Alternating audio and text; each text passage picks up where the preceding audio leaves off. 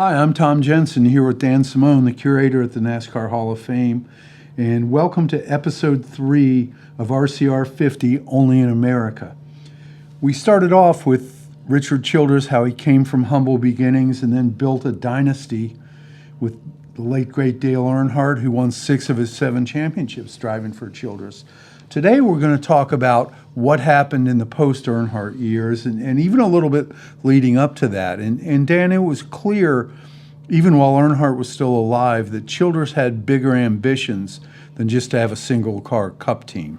That's right. Richard Childress Racing was one of the first big teams to get involved with the Truck Series when that had its first season in 1995. And in fact, driving for Richard Childress Racing was Mike Skinner, who picked up 8 wins in 1995 and won the Truck Series' first championship. Now, we've got Skinner's truck on Glory Road. It's not technically part of the RCR 50 Only in America exhibit, but it was definitely a Richard Childress truck, and it was a championship truck. And we've also got his fire suit from when he moved into the Cup Series as a rookie. Talk about a little bit about going to a 2-car team. Well, that's right. After Mike Skinner's second full-time season in the Truck Series in 1996, and he won 8 races in 95, again in 96. He drove for 5 Premier Series races for Childress Racing in 96 before being promoted to a full-time ride in 97. Got off to a great start, winning the pole for the Daytona 500 that year. Captured 2 poles that season. He also won the pole for the summer race at Daytona in 1997, driving the 31. Childress always brought great restrictor plate cars to Daytona and Talladega, still does. And Skinner did not win any races with Earnhardt as his teammate and did not win any races in the Cup Series, but he got that second team off to a good start, and that was critical for the team moving forward. That's right. And part of the Richard Childress Racing exhibit, we do have the fire suit that Mike Skinner wore in 1997. And also important to point out that Mike Skinner won 2 of the 3 races that were held in Japan in the late 90s, those exhibition races. And those were Cup races, not truck races. Correct. Those were Cup races, exhibition events that took place at the conclusion of the season. And although, again, not part of the Richard Childress Racing exhibit, up on Heritage Speedway, we do have one of the awards that Mike Skinner won for picking up a victory in Japan. That's great. And even after the success with the Truck Series, RCR wanted to expand in the Xfinity Series too. And one of the reasons for having these teams in the so-called minor leagues of NASCAR is that you can train crewmen, you can train crew chiefs, you can train drivers and bring them up through the ranks. So in 2000, they started and added 2 full-time Xfinity teams. That's right. And so not only were drivers beginning to come up through the ranks racing with Richard Childress Racing, there were also mechanics and crewmen who were also sharpening their skills in the Xfinity Series and also in the Truck Series, and some of them wound up being promoted, so to speak, to race or to compete with one of Richard Childress Racing's, at the time, 2 Premier Series teams. Now, the guy Richard Childress hired to drive one of his Xfinity cars, Kevin Harvick, found himself suddenly thrust into the role of the Premier Series driver, and it was almost, impossible odds for him, a no-win situation. Dale Earnhardt's killed at Daytona February 18th, 2001 in a last lap crash. 5 days later, they go to Rockingham to practice. The 3-car, the black number 3 is now the white 29, and Kevin Harvick's driving it. He was just a young kid then. What kind of pressure must that have been for him? It's hard to imagine that kind of pressure and the emotions with Richard Childress Racing and just really with the sport at that time, and for a young driver like Kevin Harvick to step into that ride and not only hold his own but wind up winning that season and being competitive throughout the year, driving what became the number 29 Chevy Monte Carlo. He also had an outstanding season in the Xfinity Series in 2001, Tom. Yeah, he won the championship in that, didn't he? He did. And that was his first of 2 Xfinity Series championships. And Childress used a variety of drivers in the first decade of the 2000 era, but he won more than 20 races. He had Harvick, he had Robbie Gordon, Jeff Burton, Clint Boyer, Paul Menard, all won races for them, and some of them won very big races. Harvick had top 5 points finishes 4 times from 2003 to 2011. So even though Earnhardt was gone and they didn't win another Cup championship, man, they were knocking on the door a couple times. Yeah, that's right. And now other drivers begin reaching victory lane, driving for Richard Childress Racing. In 2001, obviously a very difficult year for the sport, for Richard Childress Racing, and for the country. The 9/11 attacks took place that year. The New Hampshire race, the second New Hampshire race, was rescheduled to be the season finale that year. And Robbie Gordon wound up winning for Richard Childress Racing, putting the 31 in victory lane for the first time. That was a huge event, and I remember that race. Everybody thought there's no way they were going to run a race in New Hampshire in mid-November, but they got the race in. Weather turned out not to be a problem. At the time Childress was running the Cup teams in that decade, his Xfinity teams were just killing it. You know, in 2001, Harvick wins 5 races in the championship. He had guys win for him. Dale Earnhardt Jr. won a race for him. Johnny Sauter, Jeff Green, Ron Hornaday Jr. Clint Boyer took a championship for him. Burton won a bunch of races for him. His Xfinity program was really one of the best in the sport at that time. Yeah, that's right. It was one of the most powerful teams, and as you had mentioned, those wins were spread out. So there were a handful of drivers that found victory lane driving for Richard Childress during the first decade of the 21st century. One of the things that happened too is RCR scored 3 what I consider real milestone victories in the decades of the 2000s. The first was the 2003 Brickyard 400, which Earnhardt had won that in the second year in 1995. Harvick won it in 2003. That was a big win for the team. That's right. That was a huge win, going back and winning at the Brickyard. And then, of course, in 2007, Kevin Harvick wins the Daytona 500. One of the most thrilling Daytona 500 finishes ever. He outdrags Mark Martin on the last lap, and I swear I still watch that video and I still think Martin's going to win, because it looks like there's no way Harvick's going to get past him. But we've got that car on the floor here in the Hall of Fame, and it's pretty exciting to have that car. And I will tell you, just a little hint, Richard Childress Racing in its career has won the Daytona 500 3 times. And come late September, with details to follow, we're going to have all 3 cars that won Daytona 500s for RCR, including the 1998 Dale Earnhardt Daytona 500 winning car, which has never left RCR since it got back there after the race. So we're pretty excited about that, and we'll have Austin Dillon's 2018 winner too. But they were really getting it done then.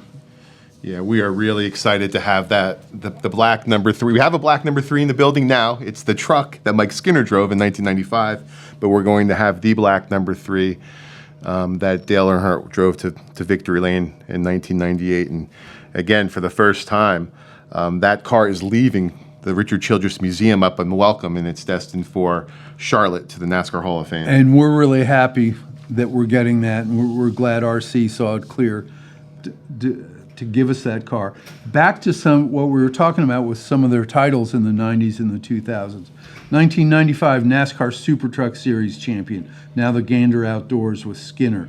2001 Busch Grand National, Kevin Harvick. 2003 Busch Grand National Owners Points. 2006 Busch Series with Harvick. The next year, Owners Championship. 2008 what's now the Xfinity Series, then was the Nationwide, and before that the Busch Series with Clint Boyer. Then they had in 2011, Austin Dillon wins a Truck Series championship, which we'll get to that. In 2013, his Xfinity championship. So there are a lot of big milestones for the team in that decade, and we have some cool memorabilia from the success of the team. Yeah, that's right. We have artifacts, and we also have a lot of cool pictures, some of which were courtesy of Richard Childress Racing, that are also on display in the Great Hall. One quick accomplishment I wanted to add to the list of success that Richard Childress Racing had in the Xfinity Series In 2006, that championship that Kevin Harvick won was by 824 points. That's crazy. That's what, like 5 whole races almost. That is insane. Yeah. That was I believe that was the largest margin of any championship series under this current scoring format. That was just crazy. So the fourth theme for RCR 50 Only America is family legacy. And you go back to the very beginning of Richard Childress in 1969, and Richard's wife Judy kept the books for the team, and we've got one of her artifacts from the early days. Dan, why don't you tell us about that? Yeah, that's right. So it's not just cool cars and cool fire suits and cool trophies. We also have some other artifacts that really tie into the history of Richard Childress Racing, and one of which was his wife Judy. She kept various ledgers, financial ledgers, throughout the history of the 50-year history of Richard Childress Racing, and we have one of those ledgers on display. Yeah, that's a pretty cool thing. It shows what they charge people for pit passes back in those days. It was a whopping $3, but you had to keep track of it because they didn't have a lot of money back then. Richard told me that one of the reasons they don't have more early photos is they didn't want to spend money on a camera back then, and they had to watch every dime pretty closely. But following in Judy's footsteps, their daughter Tina came up. She worked in the business, worked at Childress Vineyards near where the team is based in Welcome, North Carolina. And his son-in-law, Mike Dillon, is still one of the head executives with the team. And of course, Mike and Tina's kids, Austin and Ty, went on to have pretty decent racing careers of their own. So the family really ties into this, and we've got a lot of items from the family. We've got Austin Dillon's 2013 Xfinity Championship car. That's got a mangled flag with it. What's the deal on that? Yeah, that's definitely one of the cooler attractions as far as the Richard Childress Racing 50th anniversary exhibit. You can talk a little bit more specifically about how we were able to obtain that flag. Well, Austin hung the car when he won the championship at Homestead Miami Speedway. He hung the flag out the rear window, and it got wrapped up in the rear tire and caught fire. But they pulled it out, and they wanted to preserve it exactly like it is. So when you come to the NASCAR Hall of Fame, and you can get tickets at NASCARHall.com and find out all the details on the exhibit, you'll see that's a genuine article, the real flag. And we've got several other championship trophies and race trophies. What else we got from the Dillon boys? We also have Ty Dillon's 2011 ARCA Championship Trophy. That same year, Austin Dillon won the Truck Series Championship, and we also have that trophy on display in the Great Hall. And Ty Dillon won his first Xfinity Series race in 2014, and we have an Indianapolis Motor Speedway brick on display from that win. Indianapolis Motor Speedway, we'll be going there in a couple of weeks. We're looking forward to getting up there. That's always an exciting track, and that's a place where RCR has had a lot of success with past Brickyard 400 wins and Ty's win. And Ty's win was especially big because it was his first Xfinity Series victory of his career, and so that was very emotional. And he got to kiss the bricks, just like Harvick did, and just like Earnhardt had earlier. Yeah, that's right. And tying into this theme with family, Richard Childress Racing and Richard Childress, 50 years now in the sport, and what he's decided to do and continues to do is his team and operations are still located just outside of Winston-Salem, where he's from, in Welcome, North Carolina. Similar to another family operation, the Pettys have been in level cross now going back to the late 40s. And even the Wood brothers, their museum is located in Stuart, Virginia. So Richard Childress Racing, one of the 3 oldest teams in the sport, and there's the importance of family and also the importance of staying close to home. I asked Richard about why didn't you move to Charlotte or Mooresville where all the teams are, and he said, I didn't want my guys to be able to roll their toolbox out the front door and go down the street and get another job. And he said he saw Petty's success in level cross. He saw Junior Johnson's success out in Wilkes County.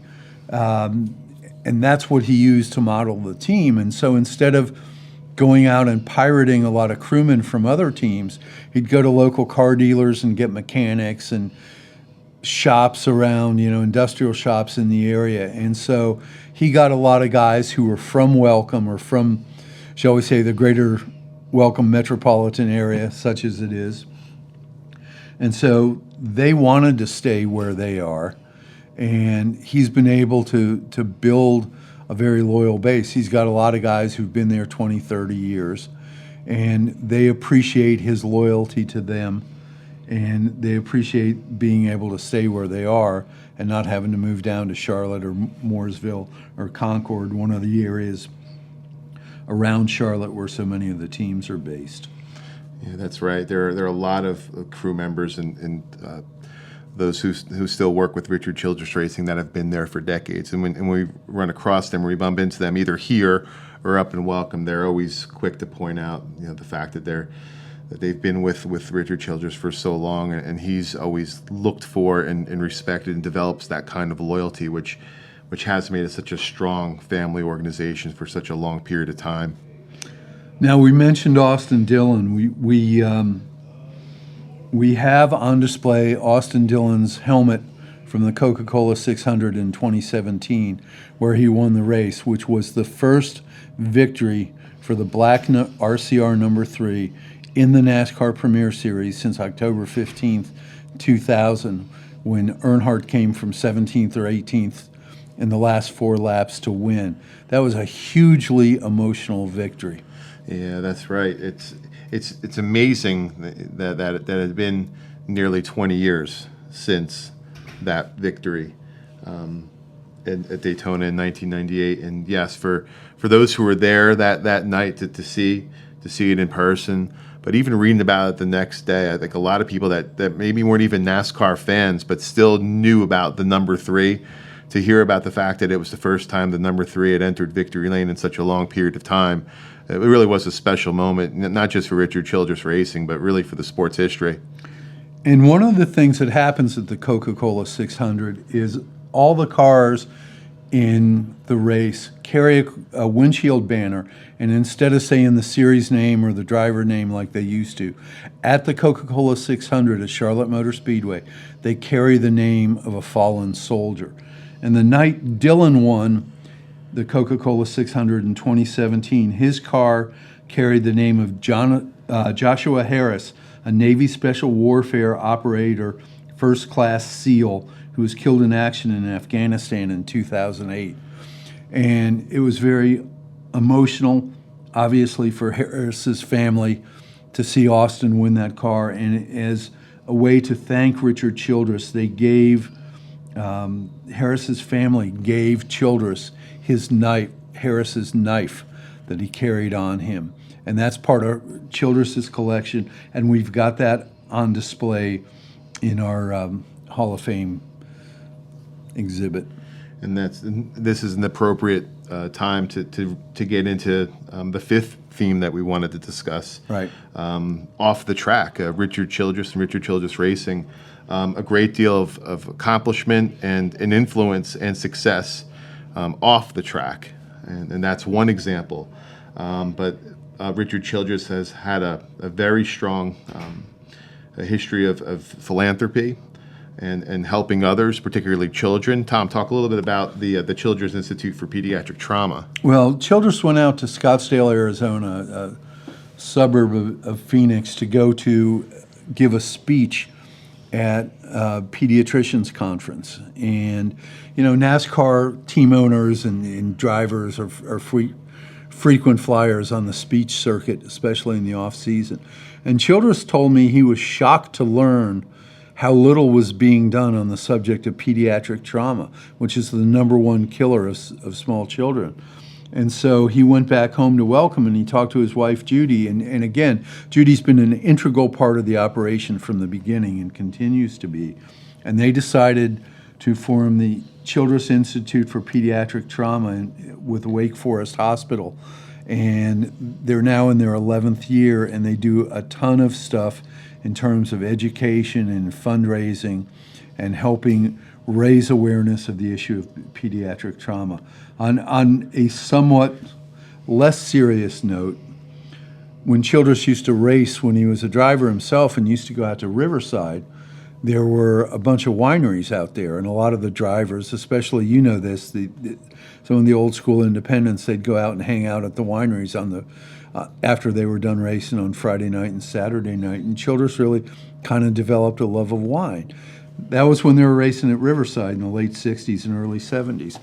They quit racing at Riverside, and where do they start racing, Dan? Yeah, now they race at Sonoma in Central California. Again, a different part of the state, but still, it is also an area with numerous vineyards. And Watkins Glen, Of course. which also has numerous vineyards. So That's right. Childress got to go to a lot of cool places. And he said one day, he told me, he said, I thought about it one day, and he didn't remember if it was Sonoma or Watkins Glen, but he said, if I ever get me some money, it'd be nice to own a winery. And he opened a winery, and it's won a lot of awards, has a lot of cool things on cool products for sale there. He's got a gargantuan 9-liter bottle of wine that he loaned us that is on display in his case. And I'm probably going to butcher this pronunciation, but I believe it's called a Salmanazar, which is wine talk for 9 liters. It kind of sounds like salamander to me, but Salmanazar, I looked it up. So we've also got some things in that case from pediatric trauma. And Childress is also hugely active in conservation organizations. He's involved in Ducks Unlimited. He's a first vice president of the NRA. He loves to go hunt. He's been all around the world, and he's very, very, very interested in preserving hunting so future generations can hunt like he has. Yeah, that's right. I mean, certainly he's become a world traveler. He's been to places such as Mongolia and nations far away in his travels. But also, when we talk about the vineyards and we talk about the Institute for Pediatric Trauma, all located essentially in his backyard, just surrounding where the shop's located in Welcome, North Carolina. And just as Childress looked for local mechanics to work on his team, while there are local doctors working at the Pediatric Trauma Center, local folks finding work there and also at the vineyard. So he's been able, despite traveling and really becoming a world traveler and enjoying traveling to different places, he still essentially has stayed close to his roots at home. And the interesting thing is, the more he has traveled globally, the more he appreciates America and his home here in North Carolina. And you notice the exhibit is called RCR 50, Only in America. And I asked him how he came up with that name, and he said, I've been all over the world. He said, I've seen other countries not have the freedoms that we have, the amenities that we have, the comfort that we have. And the only place something like my life could have developed, it's only in America. And that's why he came up with a name for his exhibit. And that's right. And hopefully those of you that are out there listening will have the opportunity to come to the NASCAR Hall of Fame and have the chance to see some of the cool artifacts and stories that are part of the Richard Childress Racing 50th Anniversary Only in America exhibit. And again, please check out our website, NASCAR Hall, all one word, NASCARHall.com. You can buy tickets on the site. You can find out about the exhibits. You can find out the special events schedule. And keep your eye peeled, because we're going to have Dale Earnhardt's 1998 Daytona 500 winning Monte Carlo here this month. And we're going to have Austin Dillon's 2018 Daytona 500 winning Chevy here too. So that about wraps it up. Dan, thanks again for another great episode of RCR 50 Only in America, and we'll see you race fans down the road.